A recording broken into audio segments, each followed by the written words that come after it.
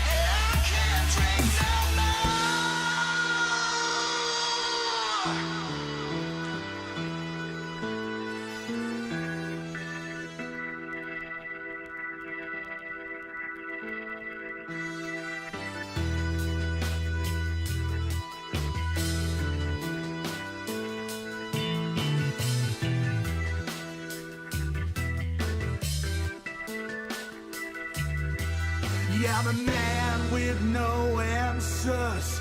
Yeah, man with nothing to lose. If the devil takes my soul, then God help you. Yeah, I'm a man with no answers. Yeah, man with nothing to lose. If the devil takes my soul, then darling, may God help you.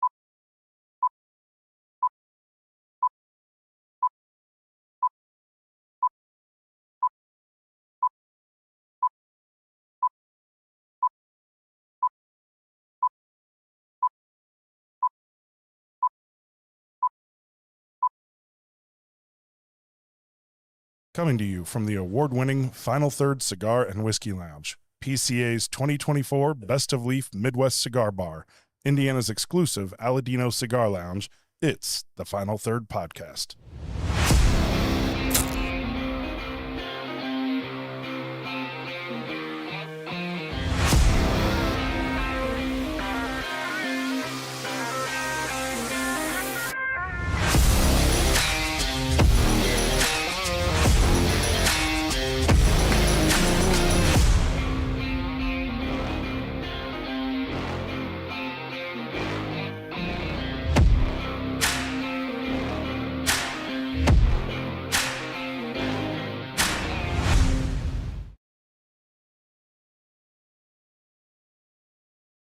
Park and in partnership with Aladino Cigars. I'm Rob. I'm Will. I'm Scott. I'm Heine. And welcome. Hello. Welcome, everybody. Don't call it a comeback. Happy Sunday. We're here. We are here. Yes. Man. We're ready to go. All right, guys. So we are going to be spotlighting a cigar that's not in here. We're going to talk about why we're doing this. Kind of a fun little experiment here. So company stopped by here called Catelli Cigars. Their cigars are made in the Rojas factory, and you guys have probably tried a lot of the Rojas cigars in here. But they dropped off some samples for us to do here on the show today. These are they call them the Boxer Maduro and the Boxer Sumatra. Correct. Yes, yes. So we're actually going to start off with the Maduro.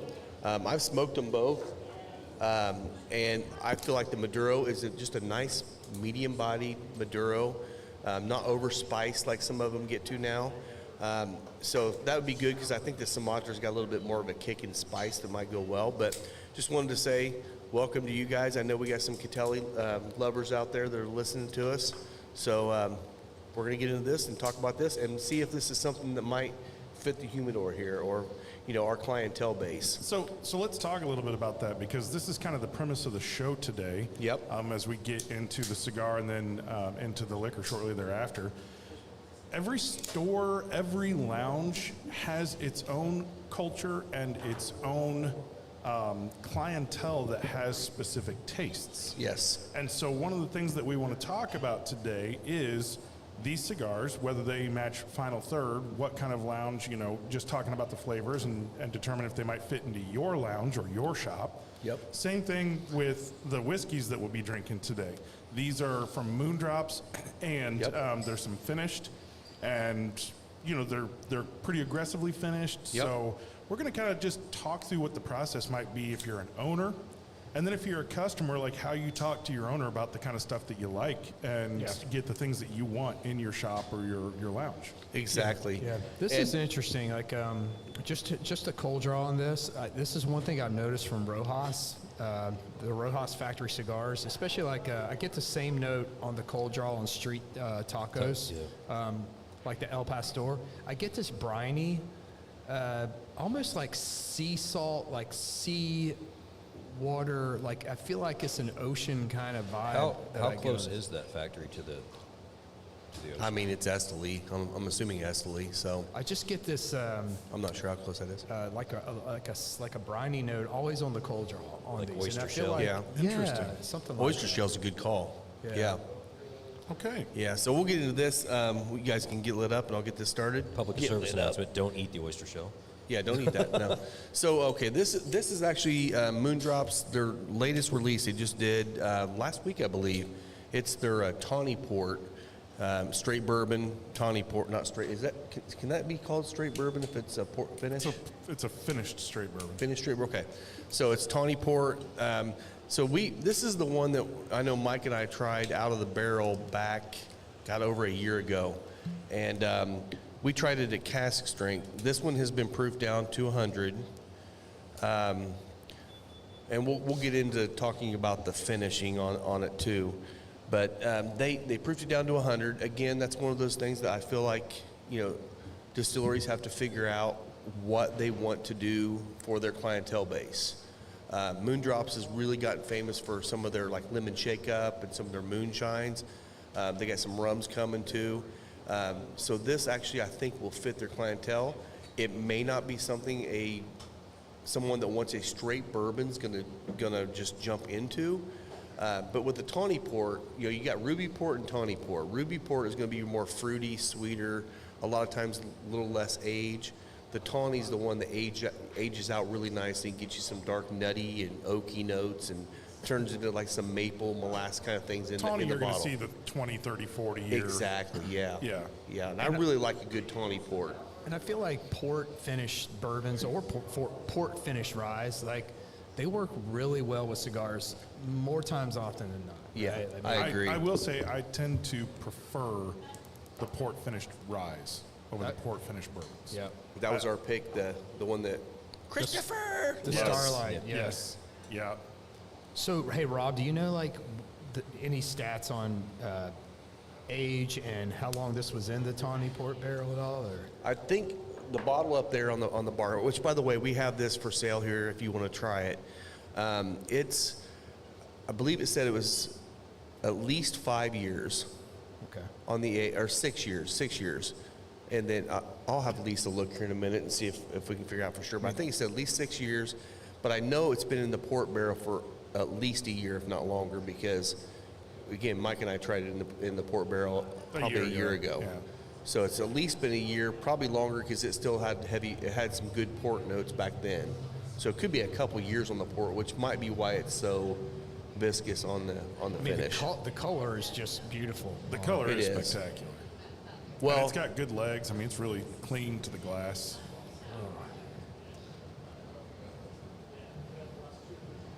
I did retro on this cigar. Yeah. it's a nice mild retro, isn't it? It is. It's got some really interesting notes, though. I mean, it's something more than just kind of your barnyard. There's just a bit more going on here. I haven't quite picked it out yet, but It's almost like a cocoa hay.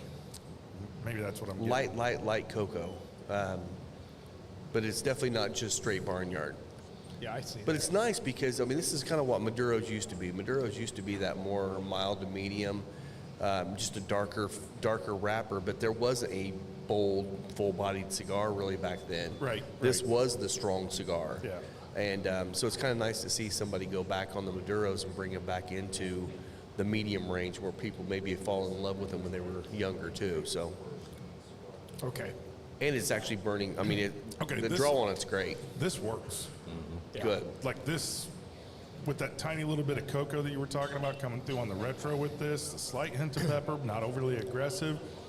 This thing, you're absolutely right, the nuttiness. Now, it does have some of that kind of date quality, right? Some of those Yeah. dried, It's almost real like a, dried, earthy fruits. Yeah. Raisins. Almost raisins. yeah. Note, yeah. It's almost like a berry, like a Currant. subtle, not a tart berry, but a sweet berry, and almost like some like honey cinnamon. Okay, I'm going to say something. The first port finish release that, the guys at Moon Drops did, I thought it was over finished. Yeah. I did not like it. I mean, they nailed this one. This one is a great, well-balanced finished bourbon. And I thought so, too. I good was job. excited for you this to is try it. I'm glad you got much- to try it. This is really good.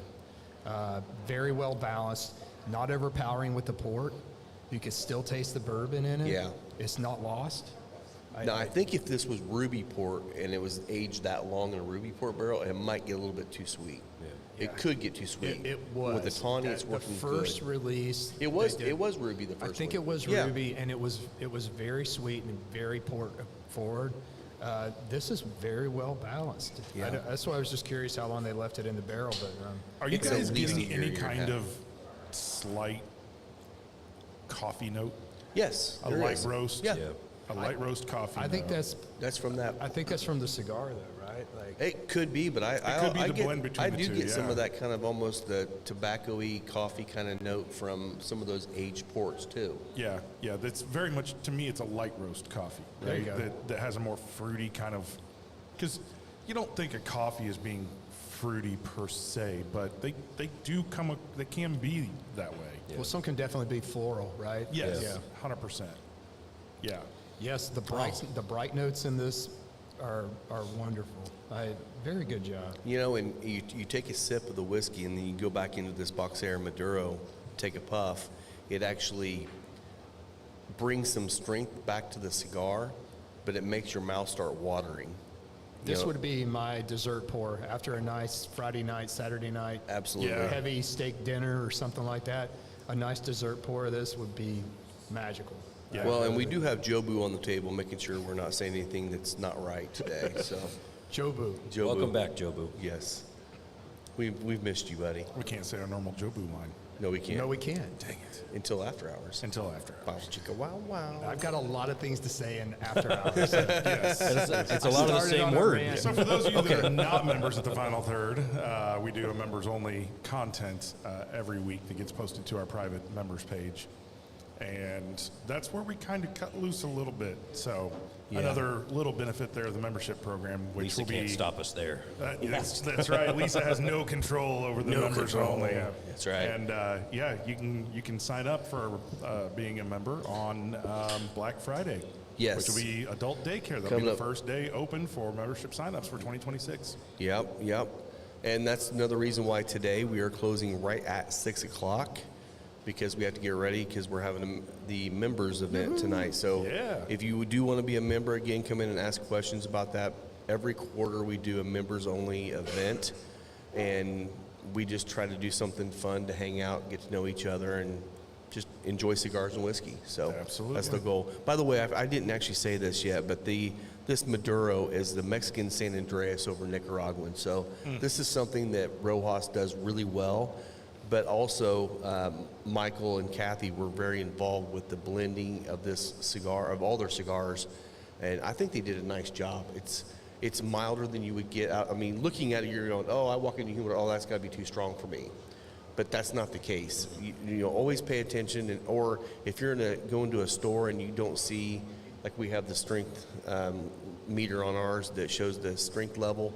If they don't have that, just ask questions. Ask your tobacconist, because they should be able to tell you what's in your range. If you like more milder cigars, but you like the dark, bold, rich cigars, there should be a cigar in everyone's humidor that can handle that, like the Leaf Maduro. Yep.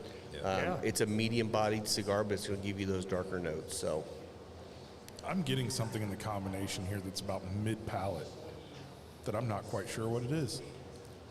It's kind of got me a little flummoxed.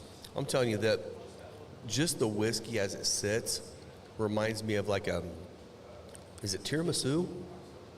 Is that what I'm thinking of? Or I'm trying to think of what it is. It's like I don't know. It's confectionery candy, but it's like a deep, rich, really good maple caramel or something in there. Yeah. And I can't figure out exactly what it is, but getting man, it. it's so good. I'm getting like a peppery prune. Yeah, I get, like, there's Prune, definitely spice coming from the MGP. I don't know if this is their 75-21 mash bill or their 60-36, but I get a nice baking spice note that kind of marries well with the red fruit notes that I got. Some I know Mark's apple, screaming like at you me. said, some raisins, some Yep. Yeah. prune, all those things you can pull. Prune's actually a really good call. Prune or date. I Prune think and date, for I me. think, are the two Yeah. that I'm getting out of this. And Because that'd be and a lot it's- of dates. It's working really, really nicely with this cigar. Yeah. And I'm a big fan of Rojas. I mean, Yeah, we are. Their street tacos, say Cinco you de went nuts on Mayo. the street tacos. I have been smoking the hell out of that. I've bought 2 boxes so far this year. I think I still have a 3rd box with my name on it back I think there. you do, yeah. So it's a race between me finishing the box that I have to buy the next box with my name on it, or people Yeah. buying it, and then Rob saying, It's gotta go buy on the your shelf." box now, or it's got to go on the shelf. Yeah, I mean, like, Yeah. there have been a lot of new, I'm sorry about No, that. you're okay. Hey, take- there's been a lot of new cigars you've gotten in that have really kind of sold out pretty quick, right? There have, Like, and there's actually a lot of really good cigars out right now too. If you haven't been to your local store or haven't been in here lately, there's a lot of the releases that were coming out around PCA time. The ones that have lollygagged through the summer are starting to show up now. Yeah. We've got this is partly on me, but we got the Broadway Caratoba and the Blood Medicine from Crowned Heads, and I like all of them, and each one of them is totally different from each other. The Blood Medicine, another home run.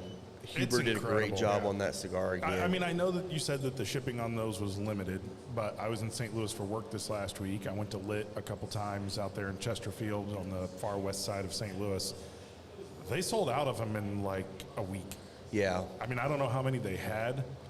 You never know, yeah. And they're not, going to the theme of the show today, their culture, like what they smoke, what their clientele likes, is not typically these big, bold cigars. I mean, they still had Warhead 6s and 11s sitting there on the shelf just because not a lot of people in that lounge smoke that big and bold of a cigar. Right. But the bartender that day, he was like, I don't really smoke big cigars. I just can't do these big, bold flavors. He said it was the first time that he could remember just smoking a cigar and immediately going back and getting the exact same cigar and smoking it for his next one. Nice. Was that Blood Medicine? Wow. Yeah. And the new Blood Medicine is not a mild cigar. No. No, it's not. It's a but medium full. it is but it doesn't come across And aggressive. It's probably, I would say, maybe next to the Chef Special, the most transitioning cigar that I've had this year. 100%. It changes so much during the smoke, like multiple times. like puff to puff even. Yeah. You can Yeah. just get It's all crazy over the it. transition you Yeah. get on that cigar. So it's that's a fun thing, man. Right when you're smoking, you know there's times where you want to have steady heady, and there's other times where Consistency you in that, want this nice The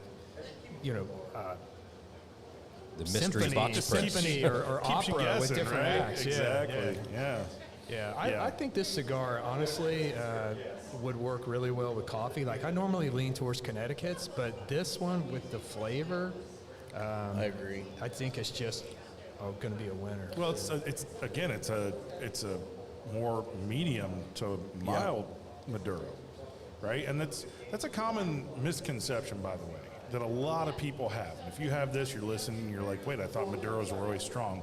Most people think that Maduros are always strong, and to be honest, a massive portion of the Maduros out there are big, bold cigars, okay? But that doesn't mean that they have to be. No.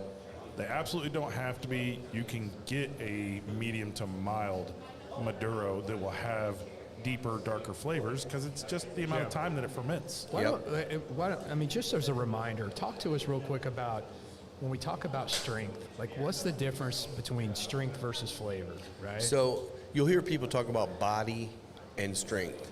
Well, body to me is like a balance of flavor and strength. You know, a full-bodied cigar may not be a strong cigar. It just may have a ton of flavor, a ton of complexity to it. So whenever I put the dots on the boxes, I have a 5-point scale. I balance out flavor, or I balance out body and strength. Strength is nicotine. That's it. It's what's going to hit you. Warhead 11 is full strength, full body. Yes, it is. It's got a ton of flavor, but it's got a ton of strength to it. And you could have some that have not much in the flavor department, but are just strong Right. nicotine, Yeah. and you're going to probably put those as a 4 or out of 5. Honestly, right? in that case, I always let strength take over, and I put 5. Because Which- if it's too strong and didn't have a lot of flavor, I'm not going to put it as a medium and someone goes, oh my God, it killed me. No. Right. But if it's very, very full-bodied on the flavor notes and just the complexity of the cigar, the smoke, viscosity, all that stuff, I may kick it up a little bit more than what the strength is because you are going to get more out of the cigar. And I appreciate that. And it's perceived. Some of it's perceived as Some well. of it, Yeah. yeah, but I appreciate that because, the one thing that can impact me as a smoker is the strength. Yeah. Like, if I get something that's 5 out of 5, and it's got lots of flavor but not a lot of strength, I'm happy. Yeah. But if I get something that's 3 out of 5 and it's just killing me and my head's swimming, I'm like, why isn't this listed as a 5 out of 5? This thing's killing me. And they're like, oh, well, it doesn't have a whole lot of flavor to it. Sorry, but it's a strong cigar. I'd rather you tell me what the strength is going to Yeah. be because that impacts me first and foremost. Yeah. Exactly. Yep. But that is a common misconception. And again, talk to your local tobacconist because they should be able to guide you into the level where you are. And if you're like, I'm new to cigars, but I'm bold. I want built bold. You know what? Don't just jump into the big end. Just go ahead and start something with medium, and you might find out that's where you love it initially, and you'll get into the more strong cigars. Some people just jump right into strong stuff, and that's fine. But don't feel like you have to. This is not a man up game. This is a game. Find what you enjoy, and if you like a flavored cigar with your 140 proof bourbon, good on you, buddy. You just do whatever you get. As the high notes have kind of bled off, as we've talked about a few times over the last 6 to 8 weeks, the high notes, the more your whiskey sits in the glass, those high notes kind of can dissipate a little bit and you get some of those more low, rich notes. This thing is like whiskey. It like is. This, I was going to say gingerbread cookie kind of thing going on. Yeah. This one is like, oh, I'm ready for Thanksgiving and Christmas. Yeah. So I've thought about this one after I've tried a couple times, and Mark and I sat in his office and we drank a bunch of this in his office, as well as the other one we're going to be trying. And just how much I drink. Exactly, yeah. Well, when he said samples, I'm like, oh, cool. Maybe we'll get enough for a little pour. He gives us almost 2 full bottles. I'm like, Thank you, Mark. We appreciate you, buddy. Thanks, Mark. Thank you, Mark. But this one to me is like you could literally throw a drop of simple syrup and a cinnamon stick in there, and you almost have like a fall fashion. Yeah. I mean, it's that easy to I think make that this there a is good another cocktail. note to this, and it's a combination. Oh, the combo? No, I'm sorry. It's like multiple things coming together. You know, I have an affinity against like aggressive peanut butter and whiskeys. Old Granddad, right? Yeah, right. Not my jam, right? But this is like a peanut butter and jelly sandwich. Kind of is. There's a little bit, and the peanut butter isn't like aggressive. It's the like peanut butter unsweet and peanut jelly. butter. Yeah, like almost Yeah. like an unsweet peanut butter and Concord grape jelly. That's Yeah. not a bad call. Yeah. I like that. Yeah, just that with more, right? But, a lot more. But it's all. But think about this too. I mean, it sounds like we're drinking liqueur when we're talking about these notes. It's still 100 proof whiskey, yes, so you still get a little bit of the heat. Not a ton because the sweetness is pretty prevalent. But if you're not drinking a lot of whiskey, yeah, you'll still get a little bit of heat. But I mean, throw this over a cube if you want to improve down a little bit. This would be fantastic over a cube. yeah. Yeah, I mean, tons of flavor for 100 proof, you know. It is. A lot of complexity to it. It's good. So let's talk about this cigar Yes.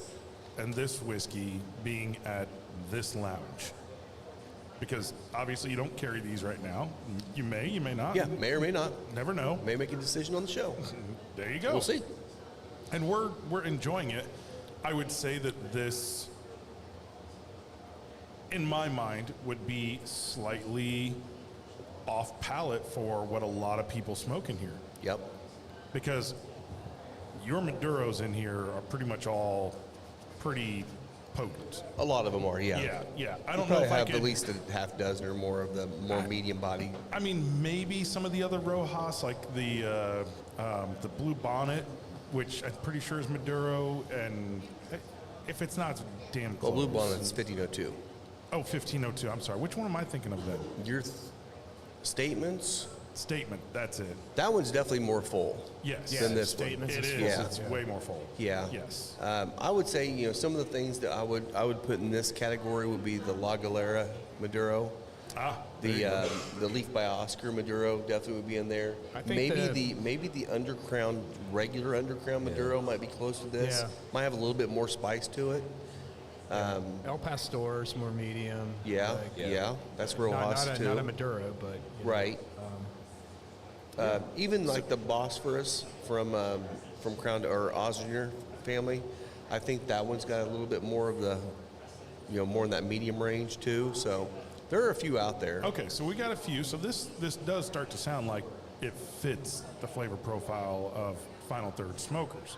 Yeah. Now, well, I know you go to a lot of cigar lounges when you're on the road. I know that you visit them with a purpose, All the time, right? yep. I know that you visit a few when you're on the road. You ever walk into one and see nothing but like 6x60s and 7x70s? And they've got like maybe 5 or 10 Robustos. Well, there was one this past week when we were in Nashville. I won't name its name, but I walked in and it was like they had maybe 6 facings of Padron and then useless wall space. They had nothing in there that was worth Just nothing at all. pretty much. I don't know what their normal market is, but nothing in there was appealing to anybody that smokes anything other than like a Connecticut, like Robusto, Okay. Interesting. and then Padron. Now I've been to some shops, and there's a couple out in St. Louis that they sell a ton of the big cigars. But their crowds are, there's a lot of truck drivers that come in there. There's a lot of guys that's what they like. You know what? You're going to sell what people buy. Yeah. Now, I'm probably never going to have anything above a 660 in here. If I start getting the customer base that wants those, you buy the first box, I'll have a box on the shelf for you. That's how it's going to go. Because those cigars just, for me, they sit in humidors way too long. But the right customer base is right. I mean, golf courses. 90% of the cigars you find on a golf course are going to be milder cigars because you get out in the heat. You really don't want a nicotine bomb hitting you on the second hole. So Makes it hard to it hit just that makes ball. sense. It does. It does. Yeah, when I'm traveling, I think I don't really focus so much on the size, but more of the brand. So, Yeah. always gonna, I feel like you always see Padron, you always see Fuente, you always see Rocky. Yep. Davidoff. You'll see Davidoff sometimes. I What's see a the lot other? of Perdomos when you're a Perdomo lounge. Perdomo's You got big a time. lot of- Yep. Yep. My father's around My a lot father, of that's places. the one that was on the tip yeah. of my tongue. Yeah, a lot of my father. I don't see, sometimes you see Espinosa, sometimes you don't, which Yeah. kind of surprises me. I thought they'd be a little more prevalent. Definitely Aladino, you see it certain Yeah, places. different places. Yep. I feel like Aladino tends to be a little more lounge Yeah. That driven. and regional. They Yeah. they definitely have regional Always see a pockets. lot of Liga. Yeah, lots of league out there.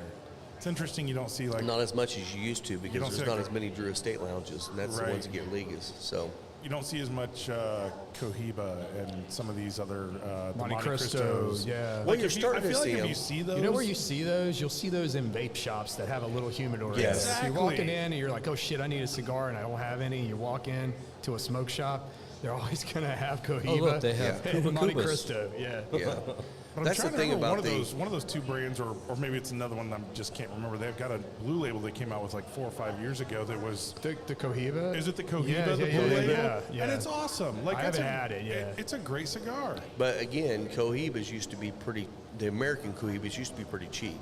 Yeah. So you buy them for $6-8. Now you're talking $20-25. Yeah. For some of the Cohibas in America, I'm like, you know what? There's way better cigars for that price point than that. And again, I haven't smoked some of the newer Cohibas. They could be fantastic.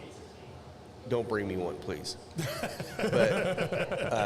but I would try one if I went to a shop and there was nothing else. I would buy. Don't bring him a Cuban on a road trip that is The plugged. got that. Yeah, exactly.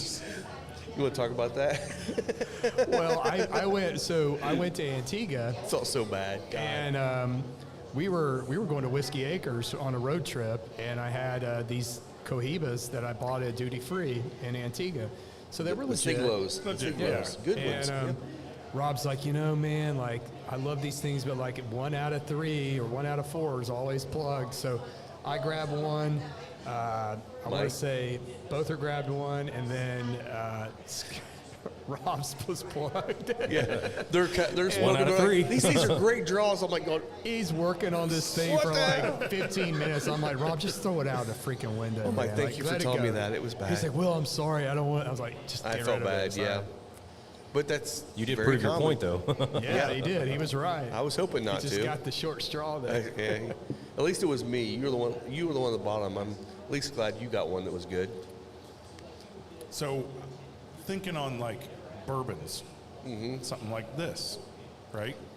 I can see you carrying this. Oh, yeah. I don't see you selling cases and cases of it.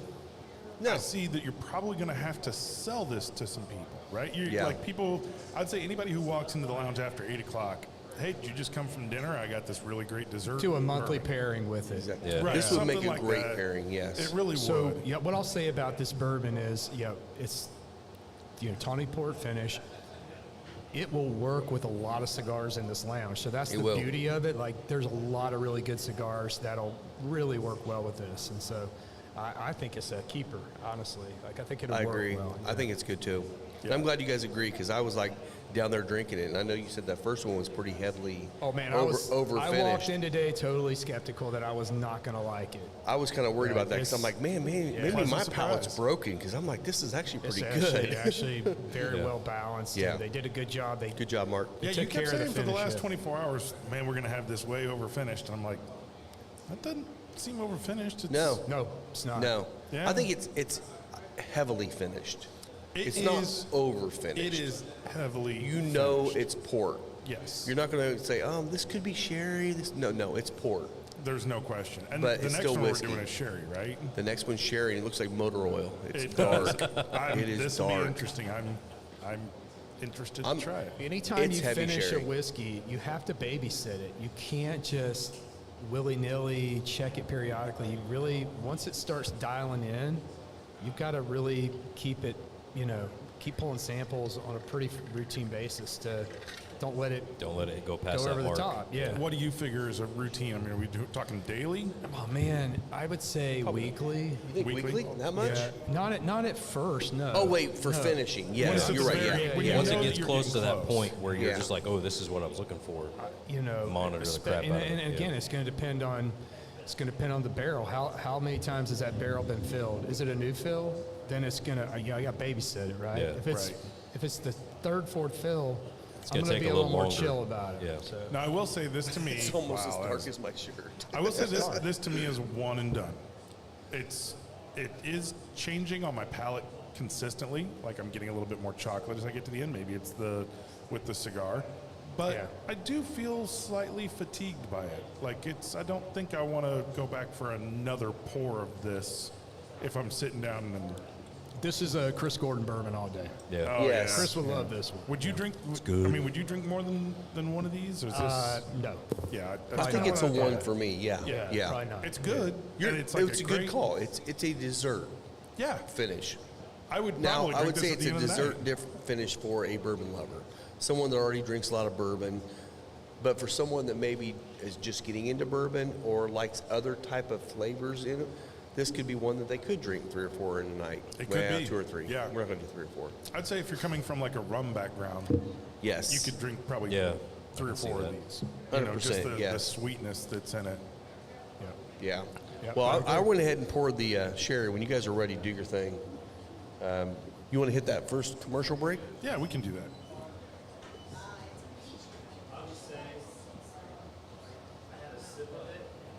In Indiana, we grow it. And when it comes to harness racing, the Indiana program has grown to become one of North America's very best.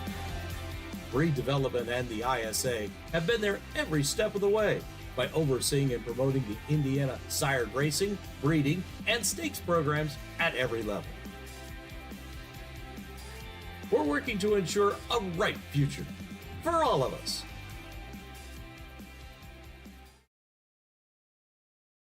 And we're back. All right. Thank you to the Indiana Standardbred Association. Also, thank you to Harrah's Hoosier Park Casino. Live racing starting Tuesday at 5:30 through Saturday for the first post. Harrah's Hoosier Park Casino, your place for Indiana Standardbred racing.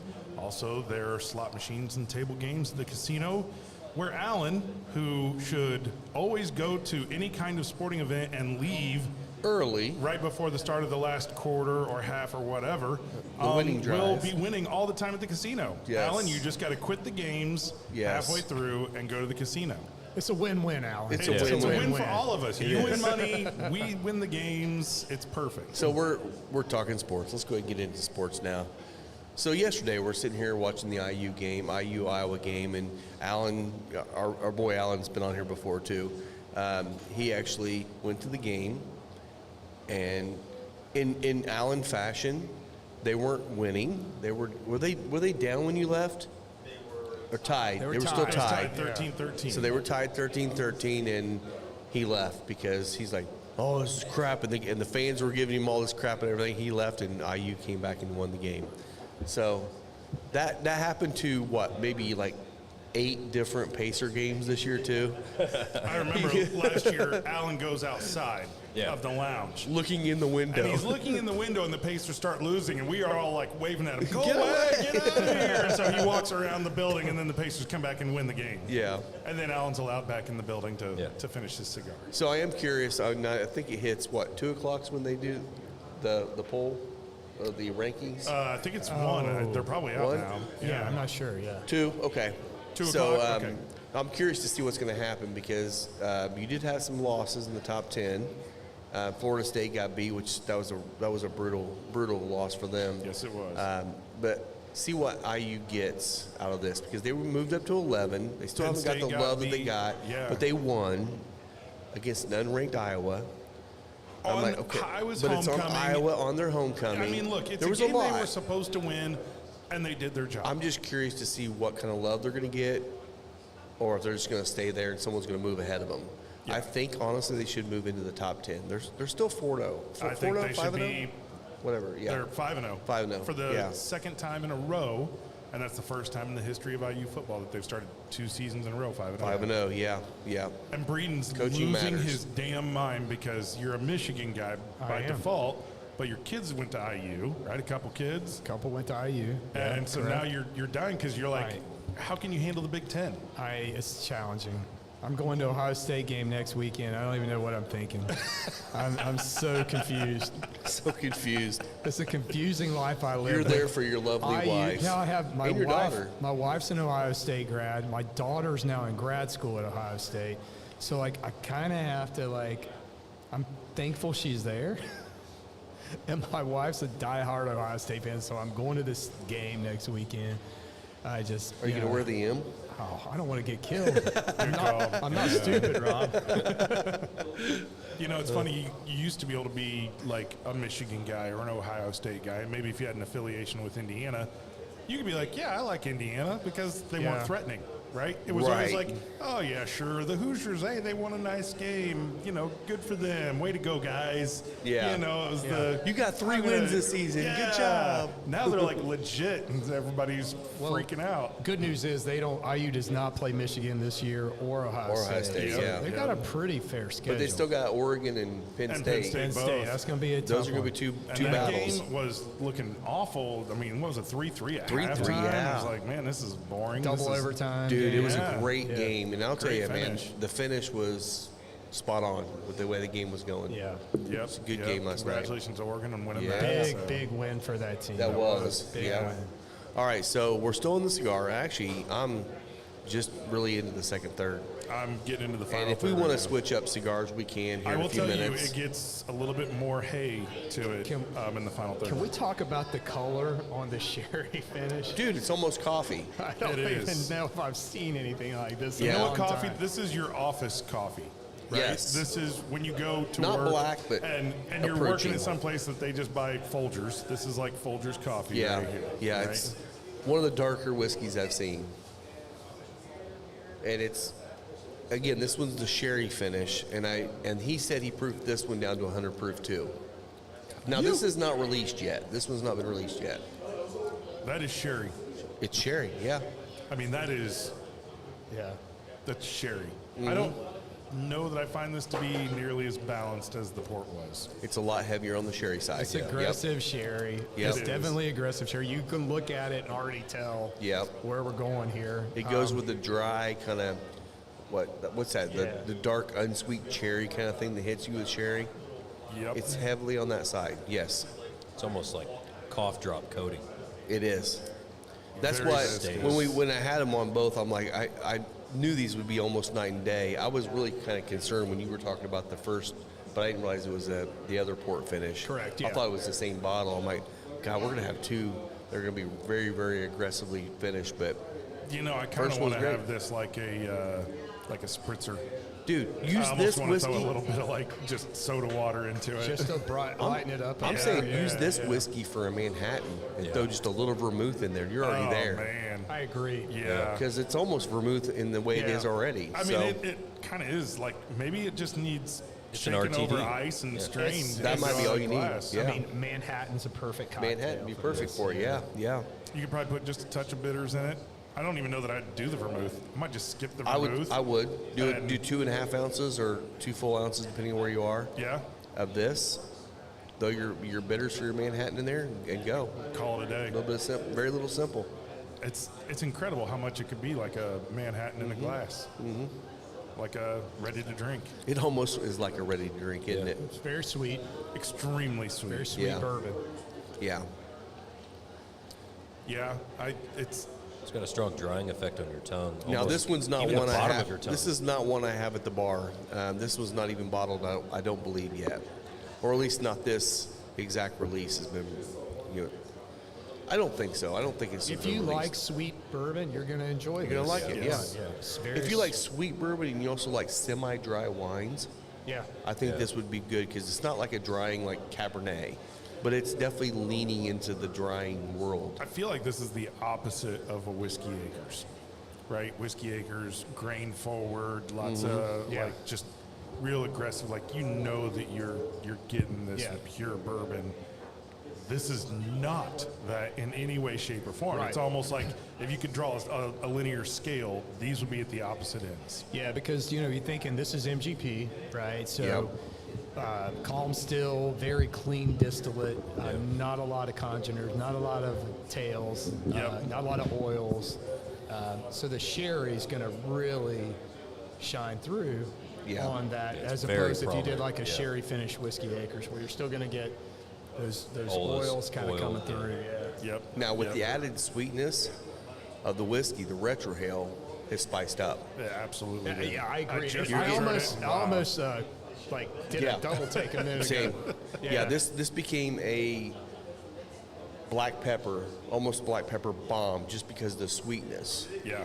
So I'd be curious of what this would do. Maybe, well, let's see. I wonder how this would be with that Nulu that I brought out. An earthy, Straight bourbon. An earthy undertone too, kind of on the Yeah. retro. Yeah. It kind of comes out. So you're getting into that barnyard. Yeah, earth. yeah. I am, yeah. As soon as I hit the final third, that's where it really popped for me in a big way. Well, we can bounce back to the other one when we get into the other cigar too, so we can actually give it a fair shake on that, because I think this one, the whiskey and the sherry overtakes the palate for everything. Not that it doesn't pair; it still pairs. It just makes the cigar stronger or feel stronger. Not it's perception. It definitely changed the cigar. You got to have I'm thinking like from a cigar standpoint that could hold up to that sherry finish, maybe honestly, Warhead 11. Warhead 11, Yeah.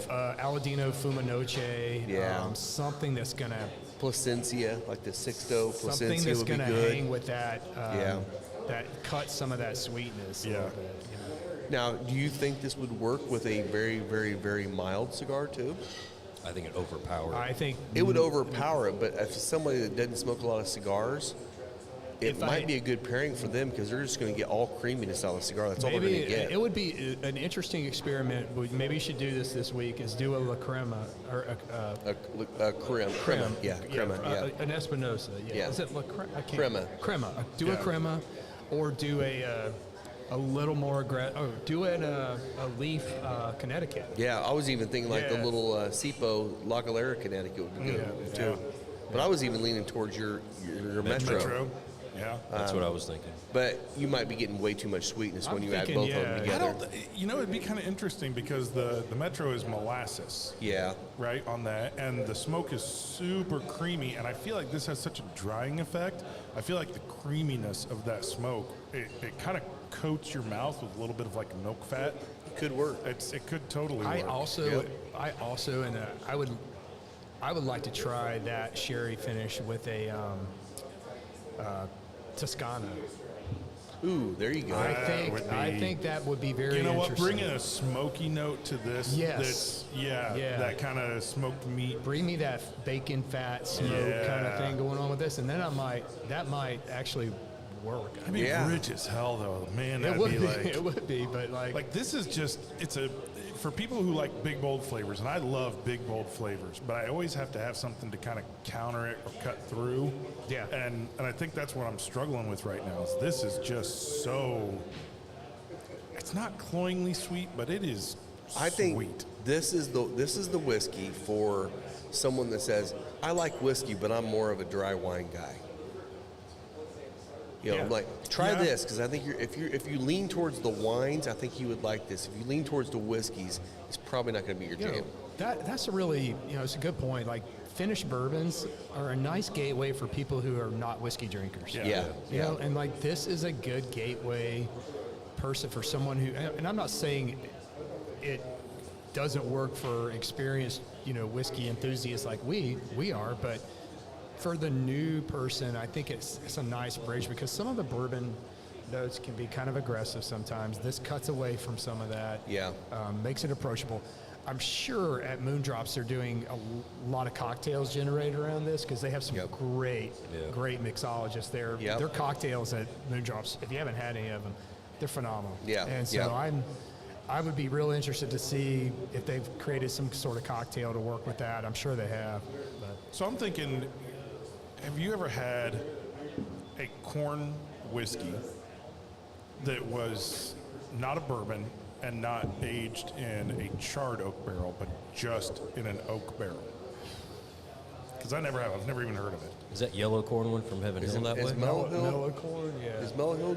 I don't know if that's charred or not. If it is, it's a very light char. I don't know. But it's also only 2 years old, So you right? can use unused, or I'm sorry, you can use used charred oak. They're probably all going to be charred though. That's what I like- figured. But you got to remember, like the whole thing. You know, there's lots of stories around how we got to charred barrels. Yeah. Right. Nobody really knows for sure. There's some barrels caught fire and they decided to use them because They needed it was to, yeah. expensive and then they suddenly found out that was like the best way to do it.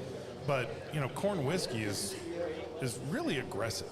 Like it is sharp. It's a harsh kind of flavor. Yeah. I mean, we've had new makes that we've loved and we've been like, man, I could just drink this as a completely unaged, just corn whiskey, right? Well, corn That's whiskey. clear. If you put corn whiskey in new charred oak, it's bourbon. It's bourbon. It's bourbon, My yeah. point is the non-charred oak, Yeah. Yeah. right? That really sharp. So people like to get that gateway to bourbon.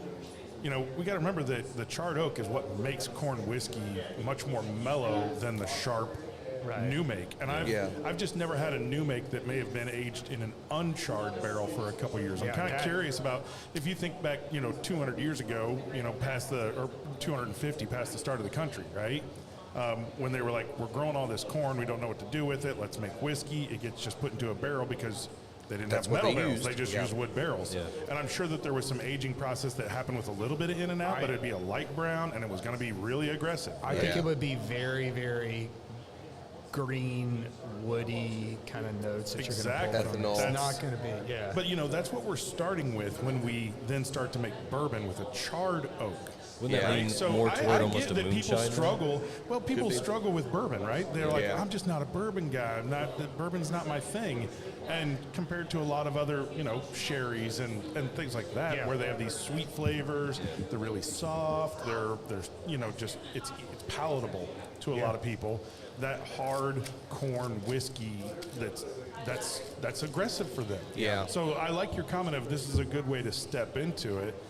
It just kind of got me thinking, like, what was it like before So- they had charred oak barrels? I would say- how aggressive was it? I would say going Exactly. back and thinking of somebody That's why like there weren't Alan. gas stations. They just poured that in. They just said, hey, let's just Well, yeah. thinking of like Alan Bishop, and his history, his family's history, grandparents, all the way up, how they've been distilling forever. He calls himself the alchemist of the Black Forest. Yes. There's a reason for that. He's growing everything. He's playing with stuff. He's transforming things into something different. I think that we think of it in a technological world. We're like, okay, how did that happen? I guarantee you, they said, you know what? If we actually light that wood on there, it's going to pull out sugars in that wood. We're going to taste some more stuff. They probably figured this stuff out way before we would have ever thought about it. Yeah. True. Because they're Yeah. playing with stuff all the time. Yeah. And they're like, oh man, I'm not getting anything out of the wood. Let's toast it and see what it does. Yeah, let's just set fire to this thing. Yeah.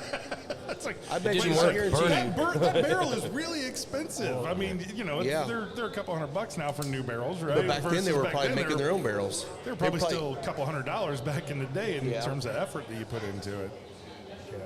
Yeah, I think, I'm going to go ahead and get in the other cigar just because Okay, I know yeah. we I'm about ready have to, time. yeah. But if you guys want to keep smoking, do what you want to do. Well, I mean, they have to steam the barrels anyway to shape them and to get them to seal. Yeah, and to get the curve, on the. So I'm But- sure toasting it really is just adding. I'd be curious if when the first people that barrel aged anything, if they actually did the stage. They probably didn't do the stage. Well, it wasn't they probably barrel used aged, that. it was just barrel storage. Yeah. Well, they probably just had a tree trunk, hollowed it out, put a cap on the bottom and top, and that was their barrel because they probably wouldn't have even thought, let's cut them like this and make them fit perfectly and put a band on it and all that. They had to find some way to actually store it because they didn't have, like you said, they didn't have metal containers, didn't have plastic. They probably weren't doing anything with glass at that time. So it's like, it'd be kind of curious to see what that history is. Yeah, I am That would be kind of great. curious. I wonder maybe if we can find somebody that's like a That'd be You Alan. almost Alan wonder if he'd Bishop be would be able Alan to tell would us be all a that. historian Yeah. that'd be able to tell us about Yeah. that. I almost wonder if you go far enough back in history, it would have been clay pots. Yeah. It would. It Good was. call. It was Good call. wine, It definitely right? was, yeah. Wineskins, right? So Wineskins, they just yep. did wineskins. Yep, that's and then, right. And then I think the barrel thing, when you talk about distilled spirits, brandy was one of the early ones. Yeah. It was probably one of the very first, if I had to guess. I would not be surprised at all if brandy was one of the first distilled spirits back in the day. Because of they the had abundance wine. of wine. Yeah. Exactly. Yeah. So going with brandy and then saying, okay, what do we do with this? Like, cool, we made this distilling There's probably some historian out there going, "You guys are idiots." Yeah. There should be. Hey, if you're a comment. historian, Tell us, let us know. All right, Reach out. so- We'd love to have you on the show. So this one is the Boxer Sumatra. This is an Ecuadorian Sumatra wrapper over Nicaraguan binder and fillers.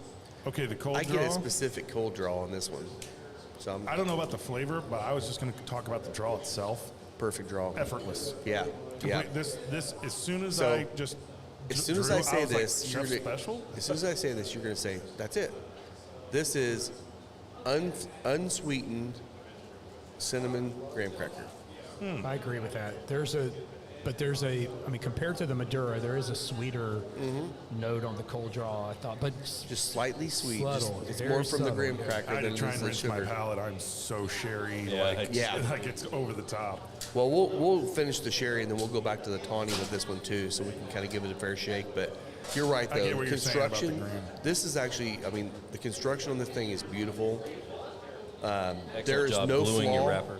Yeah, there's no flaws anywhere on this thing. The caps are perfect.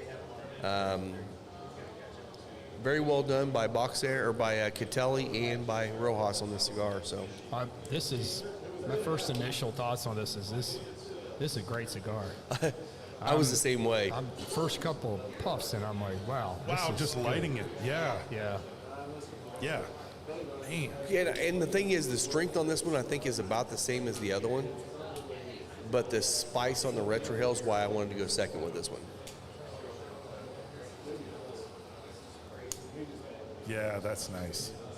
Yeah, The retro's nice. it's a red pepper spice. It's not even aggressive though. It's, not aggressive, it's- just no zero aggression. Just nice. Yeah, Yeah, you could drag and breathe this one all day long. Yep. It's not going to hurt you. but I would say it's still a little bit more spice on the nose than what you get out of that Maduro, at least on the beginning. Now I'm kind of curious what it does with this whiskey now too. It's even sweeter, I think, now. Teddy Grahams. Yeah, that's what I was gonna say. Yeah, there The you go. cinnamon Teddy Crayons without the extra sugar Yeah. on top. Yeah. Yep. I feel like the sherry even kind of gets sweeter to me, like with this. But again, It does, but dude, take a drink and then take a puff and a retrohale, and that spice kicks up pretty aggressive in the nose, in a good way, not a bad way. Oh yeah, there you go. Yep.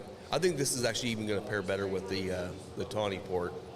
I think so. We'll get back to that in a I second. will say, for me, this is just me and my palate. Yeah, The sherry's probably not one I'd go back to. I would agree. Now that's me. I'm a barrel proof kind of, Yeah. give me the big.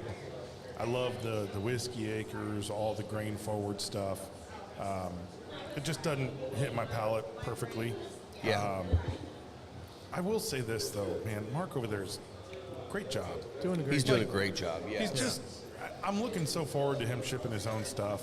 I mean, he's got a couple thousand barrels over there in his rick house, and just keep working, Mark. Because man, you're doing good stuff, man. Yeah. Yep. And I love that, Hey, Will, can you hand me that? he, he's consulted, he's used Alan Bishop in consulting Yep. process to get their distillate right the way they want it. And, Okay, you guys all know I don't know what I drink. So did we already do Alan's stuff on the show? We that I did the brought back? sunshine. No, I mean all the ones I brought back from the barrels that we he have did. We've not done those yet. No. Yeah. We need to do that soon, or at least do it. You've got a off bunch of show. samples. Yeah, we haven't tasted. Yeah, when I went down and saw Alan, so when Alan first got started at Old Homestead, he actually contracted Moon Drops, which again, if you don't know where Moon Drops is, from where we are, it's on the other side of Fortville. It's 7 minutes from here. But he contracted Moon Drops to distill exactly what he wanted to get started to put some stuff in barrels.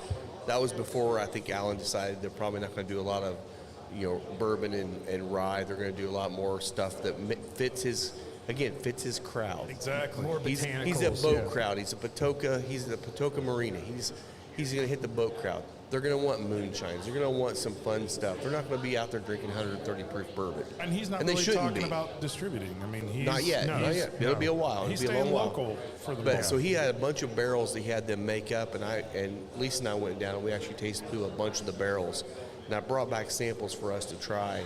So it'd be good maybe to try it on the show. Maybe we do that when we see Alan next time, or I we might just have do to it. talk Janelle into going down to French Lick Resort, maybe late fall. It's beautiful down there. Yeah. Well, you're only half an hour from Exactly. from Alan's Right. place Yep. too. That's why. Like, And what's I'm like, cool about that place too is you got it's the old homestead, and they have the hotel, they've got a bar, they've got the distillery, they've got a cigar lounge, which right now I think it's smoking outside on the front deck, which is still awesome. There's a brewery on one end that's not. I mean, they're all affiliated, but they're not affiliated. Brewery on one side, winery on the other side, and a restaurant. You can literally stay at that hotel and never leave, and just go on the lake whenever you Oh, want and to. it's a hotel right there. Yeah. Hotel, Oh, yeah. maybe just Yeah. stay right there then. Yeah, yeah, and he's Yeah. going to start doing classes where he's going to start doing, like bourbon steward type classes for people and stuff. I mean, and honestly, learning from Alan would be amazing because that dude's got more history in his brain than anybody I know. And I So- know they got the French Lick Winery down there. There's a couple yeah, and other- that's in French Lick, not in Patoka. Right, which again, 30 minutes. I mean, it's only 30 minutes away. Like from here, once you get down to that area, I'm like, they're You're all driving in the the same. country. It Yeah. doesn't matter, right? Yeah, you got French Lick Winery there, and one of the Is best there German another restaurants. winery close by? I feel like there might be. There might be, but I don't know. I don't go to wineries much anymore. I gotta- like to. I have to balance out with Janelle, right? Yeah, sure, you can go to a distillery, but I'm going to this winery. Okay, babe, we got it. Yeah. Well, that's a good thing is you get the brewery, distillery, and winery within walking distance of each other. So, Yeah. No, but yeah. So, go when ahead. she's like, Wait. "Oh, I'm going to the winery," you go, "Let's start walking." Yeah, there it is, right there. Yep. It's right there. I'll be in the distillery. Sorry, So Janelle. this week, this Thursday, Will and I did a tasting Oh, yeah. here. Yeah. Tell us And about that. we were in our ascots. His looked really nice. I looked like the ascot at the frat house. It was great. Perfect. But no, we actually. I All thought right, it I'm turned going to out call good. Rob out right here. He was in the bathroom for half an hour. No, I trying to wasn't. tie I was in there it. like 5 minutes. You guys kept giving me crap. It's a square knot, Rob. It's not that hard to We tie. can You just hear got the to roll it. YouTube on rewind. While Yeah. Right over left. I'm giving you shit. It was fun, man. No, yours did look good though. You looked good. Well, I've tied it a couple times Tell, now, so I'm a tell pro. Becky he needs to be able to wear this all Yeah, the time. she wouldn't You let need me to wear this to bed. I came decked out with an ascot on. We were going to a wedding a couple weeks ago. She's like, no. I'm like, It looks- "What? Come on. It looks so good on you, She's bud. like, no. I'm like, okay. She wanted that chest hair hanging out of your shirt's what she wanted. Maybe That's was what it. it was. Must Yeah, have been it. Just talk her into the Fred and Daphne Halloween costume. Yeah, right. You Just, can wear just an tie it ascot. like that. Yeah. That Rob was almost there. But no, we went through a flight. Let's see, what do we have? We had Circle City Bottled and Bond. We had Whiskey Acre 7 year. We had J. Mattingly Light, light whiskey. And then we had, what was there? K. Luke Bourbon. K. Luke, yeah, batch Yeah. 12 K. There you Luke, go. yeah. And then I brought out 2 bonus pours at the end. One, because I wanted to blow people's mind on rice whiskey, so I brought out JT Melick and asked everybody what they thought. What is it? Everybody thought it was bourbon, and blew their mind when I'm like, no, it's 100% rice whiskey. It's not bourbon. And then the last pour we did was a Maker's Mark. Cellar age. No, it wasn't Cellar Age. It was a Maker's Mark pick from Evansville Bourbon Society. Oh, I thought it was Cellar. Where My they had bad. put 10 staves in their pick, and it was called We Added Wood. Nice. That was I their like bottle it. name, and it was aggressively oak forward. But I wanted people to taste how oak, either you like that aggressive oak or you don't. And a lot of people, surprisingly, I didn't think they were going to like it. A lot of people actually came and said they really enjoyed it. Yeah. For me, it's a little too oak forward, and I love oak, but Yeah. you thought it was. I you liked enjoyed it. Yeah. I liked it, and I'm a huge Maker's Mark fan, and I liked it. So Yeah, this is how I have trained my palate. I'm always saying, what's the most X flavor? Like, what is it that is over the top? I want to taste that because I want to know, is it oak? This is like Yeah. a cherry bomb. This thing is a vanilla bomb. like sometimes you just got to go all the way in, and it may not be something that you drink all the time, but you're like, okay, now I know exactly what that note is. It's an excellent exercise in sensory development. Yes. Yeah. Absolutely. I think the reason why I liked it was because I'm not a huge Makers fan. I don't like some of that kind of, the floral kind of, I don't know, something in Makers, or the kind of floral hay or something I get out of Makers, I'm not a big fan of. Makers- Kind of like Four Roses, same way. Four It's Roses like- is the same. I yeah, get that a similar. lot. But with that one, the oak overtook the notes of the floral part, and I'm like, okay, I kind of like this now. It was oaky though. I always, when I'm blinding Maker's Mark, it always drinks hotter than I think it is, because 90 proof. But that weeded whiskey, for me personally, I get this burn in the back of my palate, especially like going down, that I don't get with rye whiskeys. I get this kind of burning sensation, like a hug in the back of my palate, and I can pick it every time with Makers now. But it always, if I'm blinding it and I think it's drinking hotter than what it is, and I can pull that burn, I'm like, that's a weeded whiskey or a weeded bourbon. I know that. And then, 9 times out of 10 is Makers. It could be Weller. It could be something like that. Right. like- Yeah. Yeah, I noticed that a lot in the Wellers we did when we did the blinds on the Weller. It had the same Right. characteristic burn in the back of the palate. Yeah. I agree. Yeah. So, and then with the tasting, what do we do? The blood medicine? Is that what We did. What do we do? Do we do the B Yeah. positive? Yeah, we did be positive. Yeah, blood medicine. Yep. Which yep. is good. Yeah. Yeah, because we did a little pivot at the end. Yeah. By the way, shout out to Lisa. Today is our 34th anniversary. Oh, congrats, man. Happy So, anniversary. Yeah, happy today's anniversary. So what are you guys doing for your anniversary? Just hanging around We're at gonna work? work. We're gonna work. We're gonna hang out with our members tonight. So yeah. Oh, well, that can be her anniversary present. Jobu. No, Yeah, the sherry. the gift that she's going to throw at me the second you ding it. Yeah. Oh, the bell. Yes. Oh yeah. Yeah. Ready? She hasn't seen it yet. Ready? Yeah. Lisa, Her eyes just shot at me like, you son of a... Can't see her. Oh, no, that was priceless. Here she comes. Great. oh no. Oh no. Here she comes with the walking bell. in. Comes Mama Bear. She's like, what? Who the hell brought a bell in here? That bell is not for me. It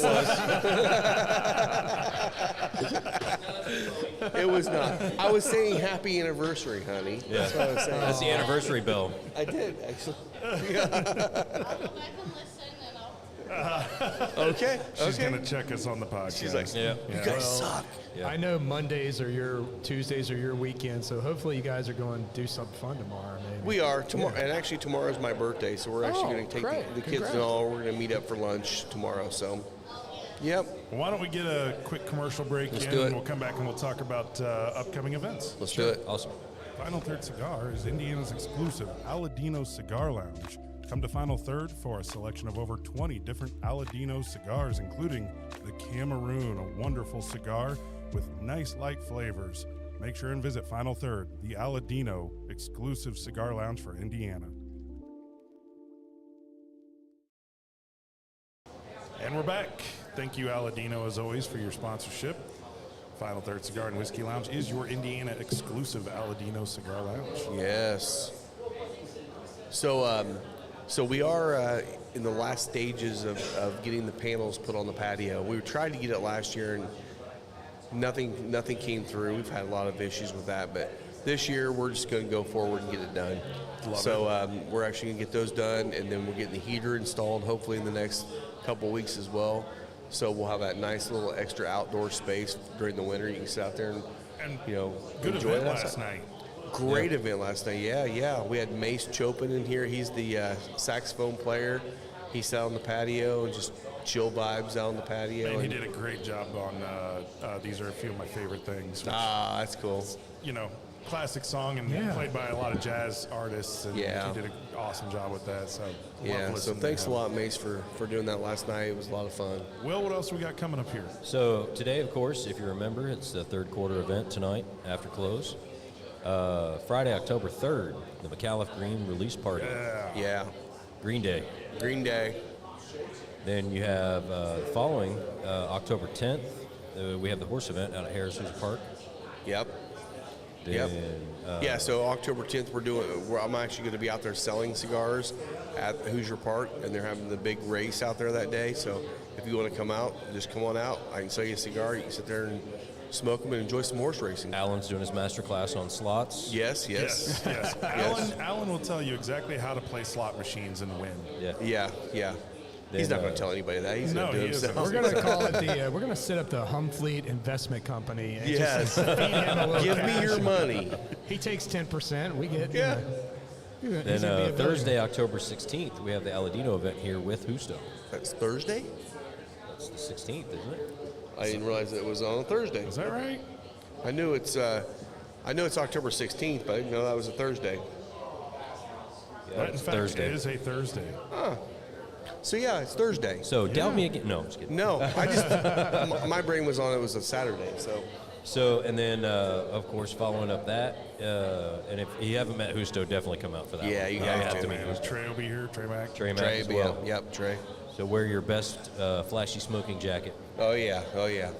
Then Thursday, October 30th, Halloween party. Chloe's out here doing special effects makeup. Wear costumes, don't wear costumes, up to you. Yeah. We're going to have fun. Thursday, November 27th, we are closed for Thanksgiving.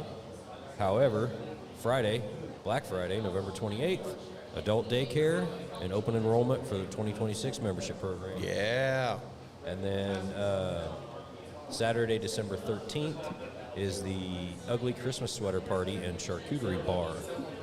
Yeah. So get on one you can't Amazon or miss. wherever. Make sure you get your sweaters Yeah. Or make your own. or make your own. Yeah. Yeah. You want I more got port? one. Anybody want more port? I got it. Not a huge pour. I just need a little. And update from There our you go. slot magician. Yeah. IU is now number 8. Number 8. Let's go. So they Okay. jumped. Hey, that's good. That's appropriate. that's about where they should be right now. Yep. Especially after that last game. It's about where they should be. Yep. Well, good for them. It And now wasn't they're on a another, bye like- this week. They'll be on a Okay. bye. Yep. And then I don't know who they have after they come back from the bye. Are they getting into their hard schedule? Oregon. So yeah, they're getting into the meat of their schedule. That will be definitely a game of the week. That will be the game of the week, I it'll think. be a Yeah. big one. Speaking of getting into the meat, how about the Fever? Yeah, man. Scott, you were at the game. I was at the game, so I don't know if it translated well on TV, but I just kind of want to call this out real quick. Las Vegas is better. Okay, we showed up with 8 players. That was it. 8. 8 players. 8 Isn't that players. insane? This is the WNBA. Yeah. Okay, this is a professional. This is league. also the semifinals. And this Yeah. is the The this last is the 4 equivalent teams. to the conference finals in the NBA. We had 8 players, That's tough, man. That's insane. and I want to give absolute credit to all those ladies because the heart that they brought to that game was incredible. Yeah. They fought so hard, and it was just obvious that Vegas had the better team. Yeah. And it's, you might be able to win a couple times out of 10 against a better team when you bring that heart and that effort. Las Vegas brought everything that they had, and they came out on top, and they honestly should have. Yeah. Yeah. So, it's amazing what the organization's been able to do. They play today. If they win today, I'd be surprised. Yeah, it's going to be a tough one to win. it's But gonna if be they a tough do, one. then they go back home to LA Yeah. or Las I mean, Vegas. look, they got enough heart that they could win the series. I just don't know if they have enough talent to do it. I don't know if they have enough gas right now. I don't know if they have enough people. Yeah. Yeah. It's just been, Yeah, it's been a very challenging season for this. Yeah. 100%, and it makes you excited for next year. Yeah. It does. Everybody should be looking at this team and be very, very proud of the effort that they put in, the work that they put in. They had a bad losing streak at the end of the season, but they managed to get into the playoffs. They win the first round. They take the first game in the semifinal. I mean, Yeah. it's kind of like the Pacers last year. Can you really ask for much more when you go to Game 7 Yeah. and you lose Yeah. it? I mean, you played the maximum number of games the entire season. What I'm right? excited about for next year is, they've got 4 solid starters injured. Yeah. You bring those 4 back, and now you have the pick of the team that got you to the finals. Yeah. Or to the semifinals. semifinals. Yeah. And it's like, okay, because they brought, I think, 4 or 5 players in that even one of those are Bibby's injured too. Yep, But yep, they two of brought them. him in, and these girls are playing well. Now they can actually say, okay, these are the ones that haven't been performing. Get rid of them. They could literally be building a team that could win several titles down the road. They really could create So, a legacy but they got to stay program. healthy. Yeah. They got to get healthy. So. Well, and We'll I see. mean, there's the huge debacle with everybody talking about the WNBA officiating. Mm-hmm. They're just out there just letting people get injured. Yeah. And letting stuff slide just to keep the gameplay going. They got to tighten up the And officiating. something- It should be you the know. WWE, right? Yeah. Right, right. Look, I get it. You know, sometimes that aggression does bring people, viewers. And so I understand to a certain extent, like, let them play. Yeah. But, man, you still got to protect your players, right? Yeah, you do. I mean, you almost wish they'd let them get into more scuffles, like, after the play, just to stop the aggression during the play. On the play, yeah. Yeah. Right. Penalty box is nice. Yeah. That's why I got. And say it fighting. all the time. Exactly. Come on. Look, it's a legit thing. And by the if way, you hurt my 10 player, days. I'm going to kill you, right? I mean, is that in 10 days? Yeah, 10 10 days. till it starts. 10 days till it starts. You see hockey on, you go to like B-dubs or whatever, and there's a little hockey on in the corner. It's a little preseason. You know it's coming. We're It's so close. Almost there. Yeah, yeah. And I think the Pacers' first preseason's October 11th. So No, it's before that. It's coming up very, very fast. I isn't thought it it was October 11th. Oh, I thought it was actually before that. I think it's there's there two one games earlier? next I think there's a weekend game or next first week. weekend. Okay, maybe that's the first There's home two one. games next weekend. I mean, Maybe it's the first home preseason game. Is Maybe, was yeah. the 11th. So speaking of hockey, we were in Nashville last week, and we caught the Predators preseason game. Nice. They Isn't went that up- venue awesome? That's amazing, especially when somebody randomly says, "Hey, come to the Lexus Lounge and enjoy all this free stuff." I Yeah, need to- I need October to- we 7th need to- is the first There you go. preseason Let's game. let's talk about your trip real quick because I want to hear. Yes. You went to a couple of cigar places. I want to hear about where you went and what you thought of them. Okay. So go tell us where you were at. We were in downtown Nashville. We were going down there for all the music and stuff like that with the girlfriend's family and stuff. And we hit up the Red Phone Booth Lounge. Okay. And it's an interesting place. You show up and there's literally a British red phone booth out front, and you can't. There's no front door. Nope. There's an exit door, but you can't go in that way. You have to get in the phone booth and dial the code in order for them to open it and let you in. And luckily, I was able to get the code and everything. We got So what's in. the code? Tell everybody. It changes every day. Oh, does it really? 867-5309. Went in, they got a really nice humidor in there, great selection, awesome cocktails. I ended up just saying, screw it, I'm on vacation, we're doing some stag. Nice. So I just went full George T, and I think I had a Padron and Placencia. Good for you, buddy. Damn, that is going all out. That's a awesome. good day That's And right I was in my new boots. We were new Hell boot yeah. goofing that day. Dang. Got some nice Python brand new boots. I was going to wear them Nice. today, but they don't go with salmon colored shorts. I mean, Indiana, they do. they do. Well, not when it's still 80. Awesome place. Okay. Great customer service. Everybody was real cozy couches, Yeah, fireplaces, everything. so Red Phone Booth, there's one in Nashville, there's one in Texas. I think in the Dallas Atlanta or was the Houston area. first one. There's one in Atlanta. Yep, Yeah. yep. So, pretty cool little swanky speakeasy. Yeah. Then we'd been to the Ariston before, just north of the Ryman Auditorium. Okay. Nice little lounge, almost similar to Decorum. Very friendly staff, great selection. It's a Davidoff lounge, so it's predominantly Davidoff stuff. Okay. But awesome cocktails there as well. We hung out there for quite a while, and then hit up a couple more of the smaller little cigar lounges, and wasn't really impressed with one of them. And then the other one was almost like here, just not quite as thought out. But yeah, it was a good time. Great time. Good, good. Nice. I had all kinds of people hitting me up all the time for, where'd you get your cigar? You smoking a cigar? So it was cool. good. So while you were in Nashville, I was in South Carolina on vacation, and I wanted to just shout out Highwire Distilling Company in Yeah. Charleston. It's been on my bucket list to go visit these guys for a couple years now, and I just said, you know what, Saturday, I'm going to the distillery. Who wants to go with me? Because we had a lot of my wife's family, my in-laws, and about half the crew went with Becky and I down to Highwire and had a tour set up with about 8 other people. We went through the distillery. High Wire, their claim to fame is their Jimmy Red Corn Bourbon, which is 100% Jimmy Red corn, which is a almost extinct heirloom variety. They had 2 ears of corn that they got to Clemson University and had them propagate it and, and breed it and get it back. And now there's several farms in South Carolina that will exclusively grow for them. And it's really cool. I mean, the difference in the whiskey from the different farms, you know, call it maturation, call it what you want, but I think that terroir is like really a real thing there, because getting it on a coastal region versus getting it a couple hours inland, you can tell difference. There's differences in that whiskey.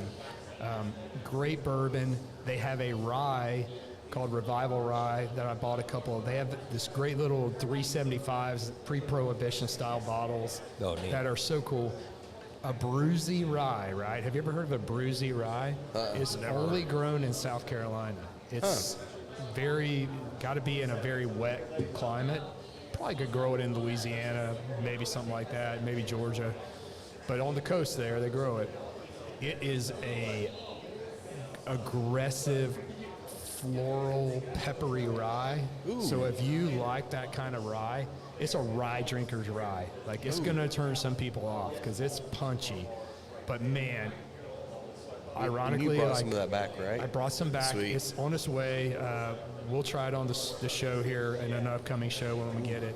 Excited about that. But Scott Blackwell and Marshall, the owners, they're doing a great job. They started this in 2013. First distillery since Prohibition in the state of South Carolina, and they're doing a great job. They've got a big giant pot still. They only produce about 6 barrels a day when they're distilling, so small scale, very flavorful, rich bourbon. And the way I would describe Jimmy Red Corn is if you know Bloody Butcher and you're not a fan of Bloody Butcher because of that earthiness funk. Think of all the good that's in Bloody Butcher minus that. And that's what it is. Jimmy Red. It's like That's all awesome. the good of Bloody Butcher with none of the bad. Like, Wow. So, again, had a great time, great tour, great tastings. Everyone had a blast. And if you're in Charleston, I highly recommend you go spend a couple hours there, go on a tour and check them out. Have you been to the tea plantation? I haven't. I'd love to, man. Man, that place is super cool. Yeah. It's the only I'd tea like to go there. farm in America, in like North America. Yeah. And man, it's a cool place. I highly recommend. That's you in get there. Charleston as well? Yeah. It's about 30 minutes outside of Charleston, down That'd be south. one I'd like to go to. Yeah. I'm more of a tea fan than I am a coffee fan. So They give you the whole tour, the process, how they farm it, and you see all the tea plants out there. And it's man, it's a whole That's thing. cool. Yeah. Another thing too I want to point out is we are, my brother-in-laws are all pretty good bourbon drinkers, so we had a plethora of bourbon, obviously. One new bottle I got when I was down there that didn't make it back because we crushed it was the Angel's Envy bottled in bond. Oh, dude. Which Rob has on the shelf here at Final Third. If you haven't tried it, I strongly suggest you come in and get a pour of it. It's a phenomenal bourbon. Even if not you're an not an expensive Angels bottle Envy either. fan. It's not. It's unfinished. So it's not your port- textbook And it's Angels not Envy. Angels. No, that's such a great point because And this I'm not is a the- big Angels Envy fan. But Well, and this is the thing I it's- wanted to ask you on here because it kind of threw me off because it's bottle and bond, which is 100 proof, Right. but this is also cask strength. So that means it came out of the barrel at exactly 100 proof. I don't know how you do that, but Science. they have them both on the label. It's cask strength and it's bottle and bond. They have So- lowered their barrel entry proof to the point where it will come out. They're controlling the. They've controlled it. They controlled it so tightly that lower barrel entry proof's getting them to 100 in the final barrel. finish. Yeah. So some Wild Turkey, there's a lot of Wild Turkey barrels that come out cask strength at 95, 98 proof. Yeah. You know, Yeah. it's just all about controlling the climate, and they've got it dialed in, man. That's Well, all and I can heard say. this, like Michter's talked about their low barrel entry proof when Right. we went on the tour there. So the whole purpose was, look, when you're adding water at the end of the process, you're adding the flavor of the water, whatever the Right. water is, Yep. right? When you add the water ahead of time and lower the barrel entry proof, the water is part of the process of going in and out of the barrel. The maturation and everything. I will say, I defy you to tell me a more flavorful bourbon at 90 proof than Michter's. Yeah. It is at amazing. 90 proof. Yeah. That bourbon drinks with so much flavor. Yeah. And that's why they're doing such a great job. Yeah, they make killer whiskey. Absolutely killer whiskey. But yeah, try the Angel's Envy Bottle and Bond when you get in here. Yeah. It's well worth it. I don't have a lot, so get here as quick as you can. Right now. Come on in. And another thing, if you happen to find any bottles of the Westland's 10-year Gariana, It's the light whiskey. Westward, It's yeah. not a Yeah. bourbon. It's a light American. No, it's a No, single it's malt. a single malt. single Yeah, malt. sorry, If not you light happen to whiskey, find single any of malt. those out on the market, call your local authorities. 12,000 Because bottles. 12,000 bottles of it were stolen out of Yeah. Washington. And if you find a Pappy 23 that is in a funky shaped bottle, Yeah.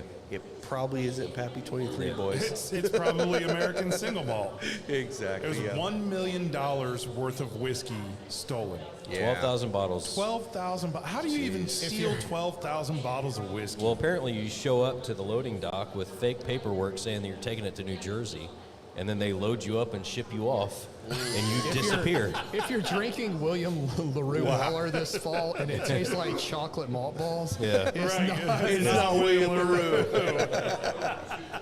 Hey, another shout out I want to give too. Josh Pickett from Louisville Cigar Company, good buddy of Love ours. We've all Josh. been down there. Great guy. Yeah. Crushing it down there right now. Still the only indoor Indoor smoking smoking lounge in Louisville, which is amazing. He's been doing very, very well. But he got a call.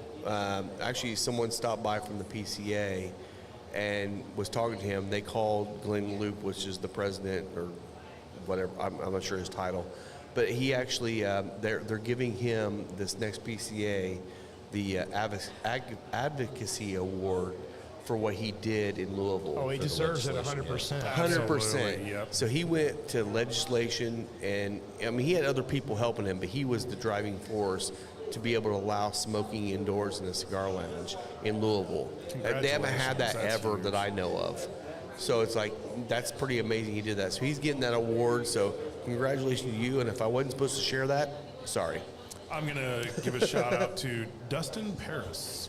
Dustin. Yeah, Dustin works for Luxco, MGP. Oh, yeah. Yeah, I happened to be, I mentioned I was at Lit, and they had an event going on with Penelope.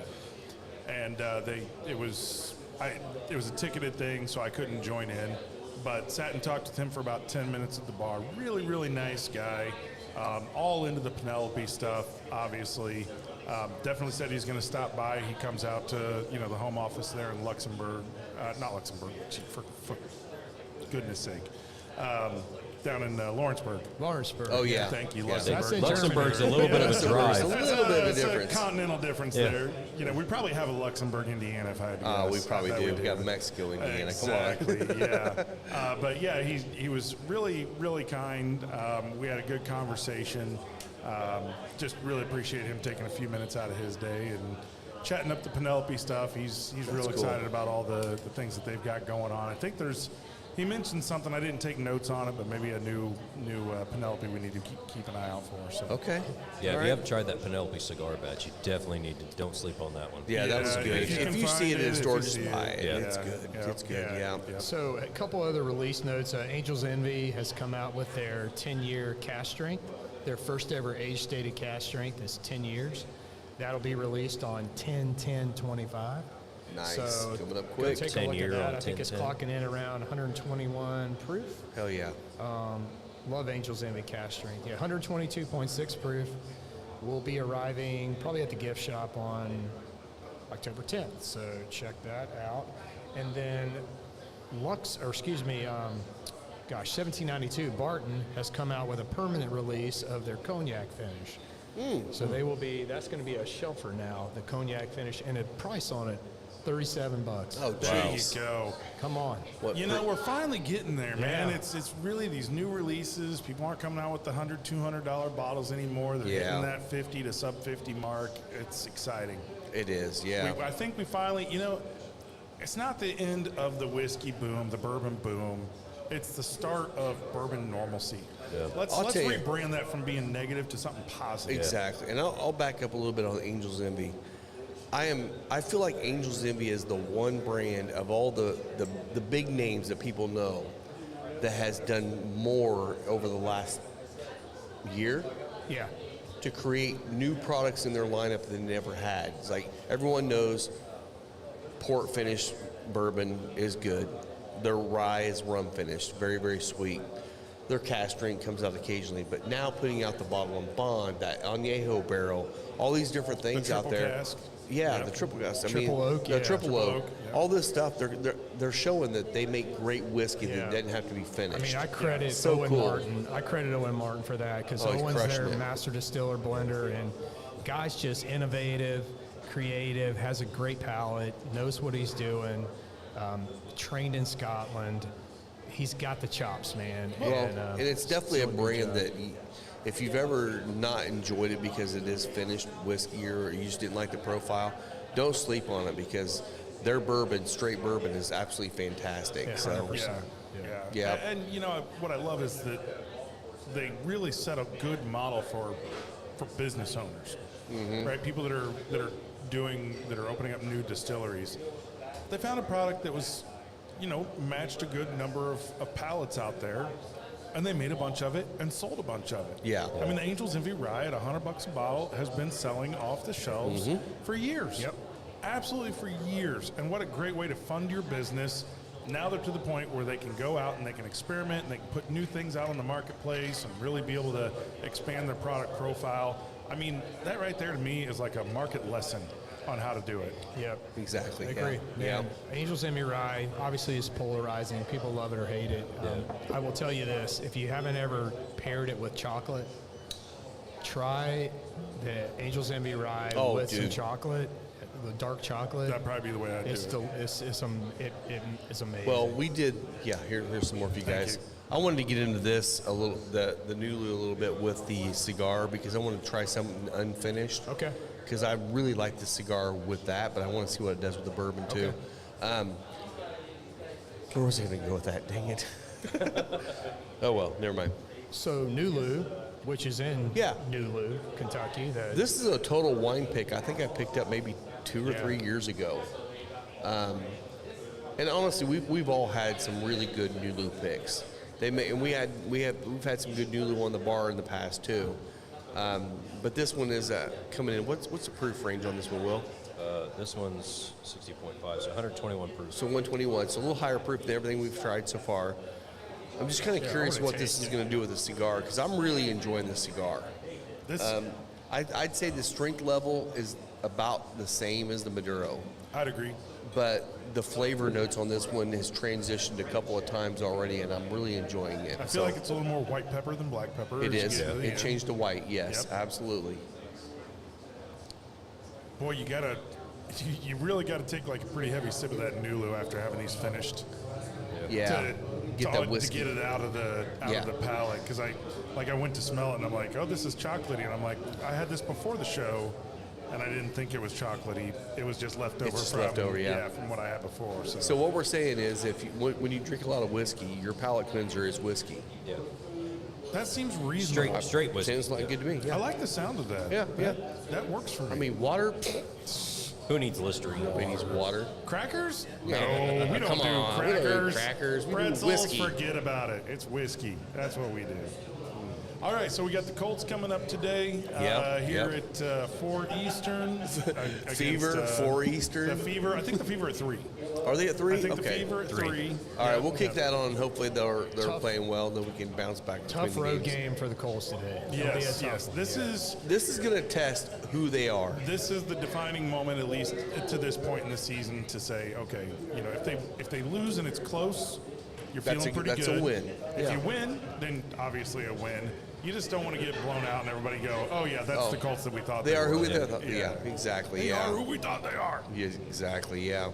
Yeah. Wow, yeah. this Nulu has some cherry cola notes. Yeah. Yeah, Yeah. it does. Crazy, It's nice. Yeah. It's I remember it just this had to one. get past the chocolate note that was still stuck on Yeah, my palate. it is. Yeah, cherry cola, man. Holy smokes. Yeah, so we'll give our final thoughts here. So So, okay, first of all, let's do whiskeys first. Tell me your final thoughts on both of the whiskeys. Will? The Tawny really surprised me. The balance and the complexity of the flavor notes in the Tawny really stand out. That it makes me want to go back. I don't think I could drink multiple pours of it, like we talked about earlier. But I can definitely see at the end of the night me going, I kind of want that. Yeah. And especially like you said with a dessert. Oh, yeah. At the end of the night, I would be drawn toward that for sure. Yeah. The 10W30, I liked it, but it is overpowering. So you'd have to almost plan for that sherry note with either good call. what you're smoking or what you're planning for the evening. Yeah. Again, I see that as an in the night last pour. Yeah. Yeah. Just to cap things off, because anything you drink after that is going to be tainted Yeah. initially. And then the Nulu, yeah, definitely. Yeah. That little hint of almost cherry cola, kind of gingery, Yeah. almost. Yeah, it's good, man. So, Scott, what are your thoughts on the two Moon Drops? You know, I'll kind of just mimic what you said, right? I think we're all that you going very hit close all to that, the high points there. You know, I'll say it's one of those that is a kind of a defining drink about your palate, and you know, if you'd find this in your lounge, it probably speaks to your clientele and what you guys like. You know, talking and thinking about bringing things into your space and what it means with your people, your customers, your family, right? That's kind of what it ends up being within your lounge. It definitely is a desserty, you know, bold, aggressive flavors on both of those. Really great, one and done for me. The sherry, not really up my alley, but I'd be curious about cocktails with that. Yeah. And that's one thing I like is Mark does specialize in a lot of cocktails with his stuff. He's not called Moonshine Mark for no reason. Exactly, exactly. And I'm looking forward to it. I've been over there a couple times. I'm definitely looking forward to seeing this one on the shelf and seeing what they do with it. Yeah. Good stuff. I mean, I'm going to agree with both of you. I thought with the cigars, I prefer the Maduro with the tawny port. Yeah. Agreed, And I it was actually the best prefer the Sumatra. Sumatra with the sherry. Yeah, Okay. I'm glad work we started better. with the Maduro. Yeah. Yeah. For sure, with the Tawny. That was the best pairing I think we had today. Yeah. I would also, I almost want to add in that I would like to try the Tawny with a cigar I'm familiar with and see if it didn't change it as much as it did with the new Maduro we Yeah. tried. I was thinking about to you see with if it was the cigar that changed or if it was the Tawny that changed. I was the thinking cigar. about you with that McAuliffe Red. Yeah. And the tawny port That's would be exactly a what I was fantastic thinking. parking or pairing. Yeah. Yeah, I agree. Yeah. I'm great at parking too. You're so good yeah. at parking too. Yes, you are. I'm exactly where you guys are. I mean, Yeah. I don't have nothing to add. I think the tawny is definitely one that you can get. You can buy a bottle of this, take it home, enjoy it. Have it as your last pour of the night. Honestly, it could be the first pour of your night. It could be either one, but Yeah. it's definitely going to be more of the flavor of the sweet. I love port. I really love port, especially tawny port. I like that. I want to taste the oak, and I want to taste the nut. I want to taste all that stuff in it.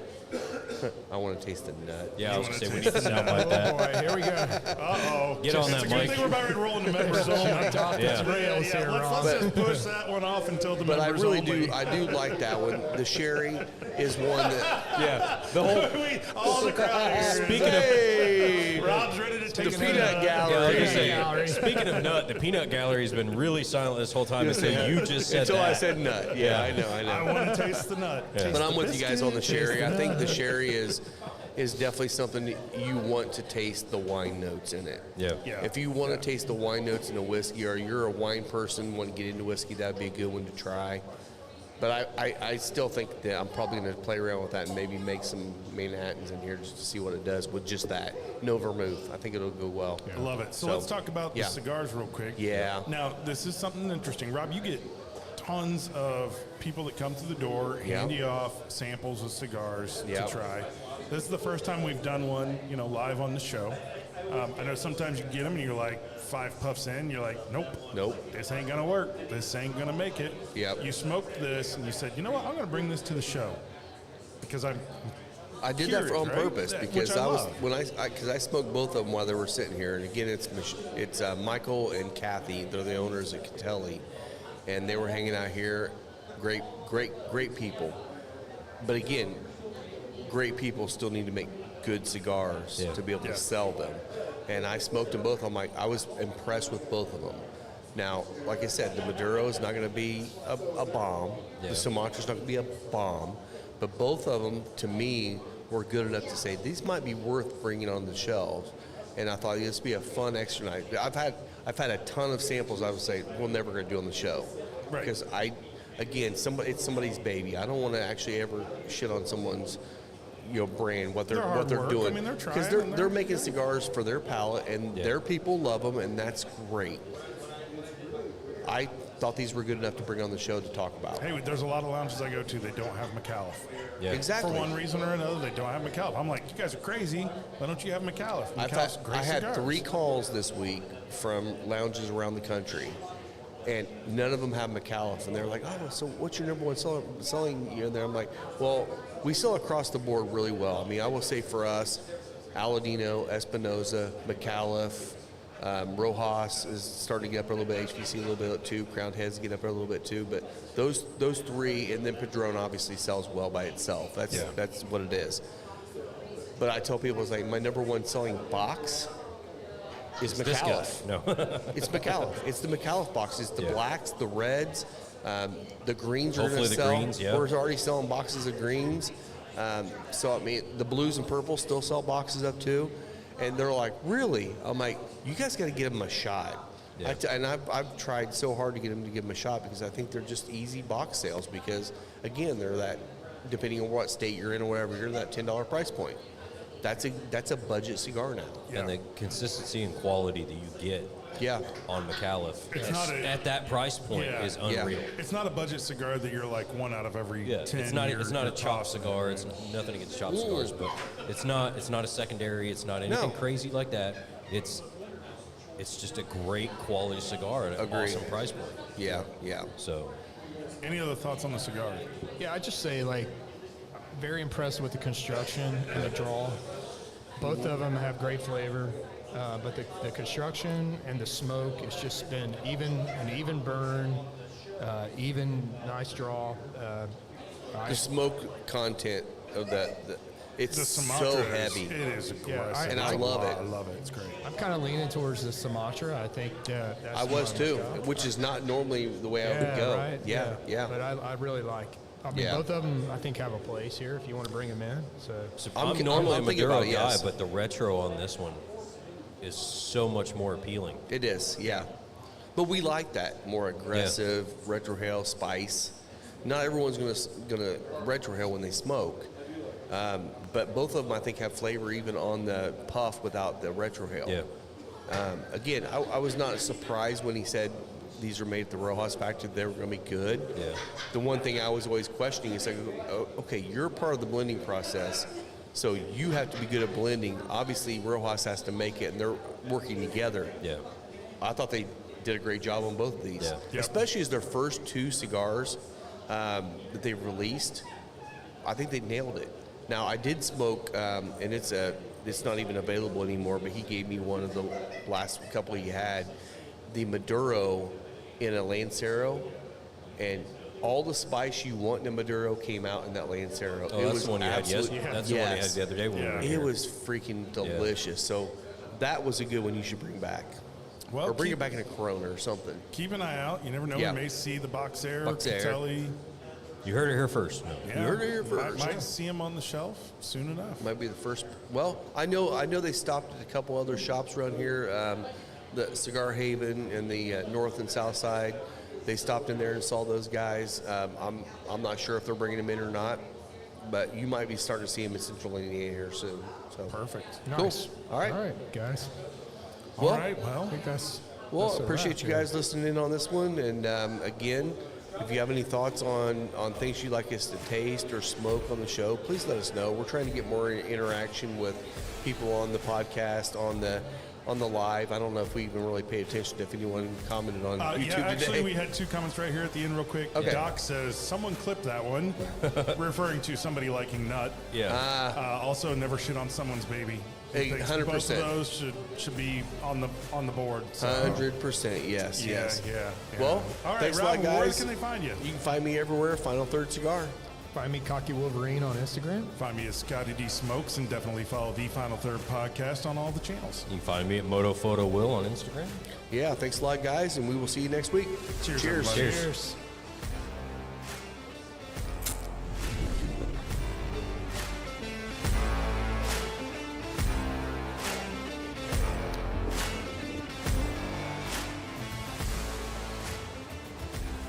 I'm going to jump right in so Will can get his fucks and shits out of the way. He's been holding them back this whole time. Yeah. Oh, yeah. we have to- I'll be tame.